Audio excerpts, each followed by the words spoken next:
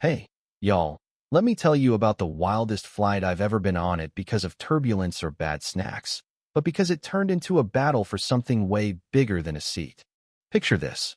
I'm Maya Johnson, tech CEO, black woman, striding onto a flight from Atlanta to Portland, first-class ticket in hand, ready to close a $70 million deal that could change my company's future. I'm in a sharp blazer, hair pulled back tight, feeling like I own the room because, let's be real, I usually do. But when I get to seat 2A, there's this guy, let's call him Ethan Caldwell, lounging like he's king of the plane, gray suit screaming old money, scrolling his phone with this smug grin. I check my boarding pass, just to be sure. Yep, 2A. My seat.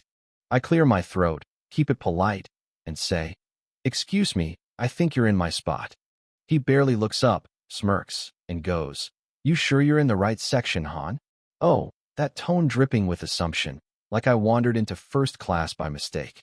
My jaw tightens, but I hold it together, flashing my pass. This says 2A. That's me. He waves me off like I'm a fly. I'm Ethan Caldwell, sweetheart. Probably just an upgrade mix-up. Take another seat, avoid the drama. Drama? I'm not here for drama, I'm here for a deal.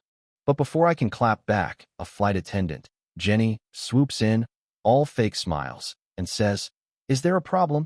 I explain, calm as ice, "This man's in my seat." Jenny chuckles, looks at Ethan like they're old pals, and says, "Mr. Caldwell, another upgrade." He grins, "Guess I'm lucky. I'm not having it." I say, "Check the manifest. It's my seat." Jenny's smile fades, and she suggests I take 4C instead, just to keep things moving. I inhale slow, feeling that familiar sting, being asked to step aside, to shrink, to make it easy for everyone else. "No," I say, voice steady. "I paid for 2A. That's where I'm sitting." Ethan leans forward, voice low. "Don't make a scene. Trust me." A scene? I'm standing still, holding my ground, but the cabin's already buzzing, phones out, eyes shifting, air thick with tension. See, this isn't just about a seat. It's about every time I've walked into a room and had to prove I belong twice, 3 times, endlessly. Years ago, Ethan's firm, Peak Ventures, passed on my startup, Nexus AI, for a white dude's half-baked pitch. I didn't forget. Now he's in my seat, acting like the world's his. The flight crew's no help, pushing me to move, but I don't budge. Then Ethan whispers, "You sure you belong in first class?" The cabin goes quiet. A woman starts recording. I don't say a word, silence hits harder. Enter Officer Marcus Tate, airport security, all business. Ethan jumps up, playing victim. She's escalating. I don't feel safe. Safe. I almost laugh. I hand over my pass, calm as ever. Check the manifest. Ethan flashes his phone too fast for anyone to see, claiming it's fine. I call him out. He's hiding his seat number. The officer heads to the cockpit, and the cabin's a pressure cooker, passengers muttering, "Just sit somewhere else." But I'm not moving. Then, from 3B, an older woman stands, Judge Evelyn Carter, retired federal judge, voice like steel. "Get the manifest." Now, the air shifts. A college kid, Sarah, pops up, waving her phone. "I've been filming." "He moved your bag, Maya." The video shows Ethan casually tossing my laptop sleeve aside, claiming 2A like it's his birthright. Officer Tate returns. "Manifest says 2A is Maya Johnson's. Mr. Caldwell's in 28's economy." Gasps ripple through the cabin. Ethan stammers, "Must be a glitch." Judge Carter's not buying it.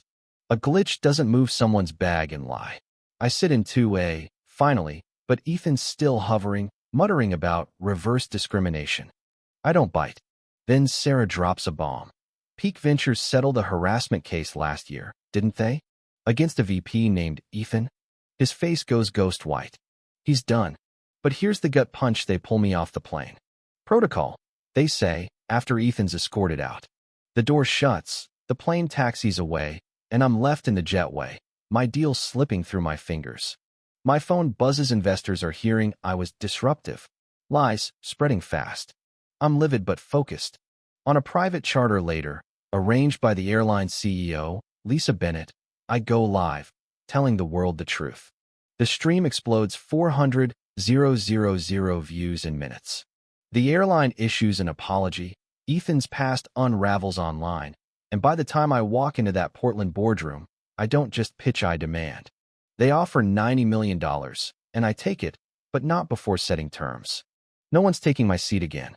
6 months later, I'm keynoting the Global AI Summit, launching a scholarship for women of color in tech.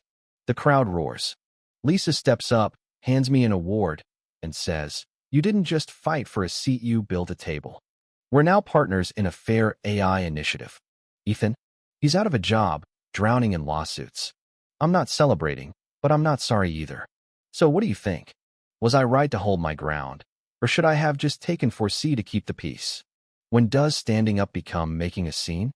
And who really gets to decide who belongs? Drop your thoughts below, hit that like button, and subscribe. I want to hear how you'd handle this mess. Word count, 2,000 characters.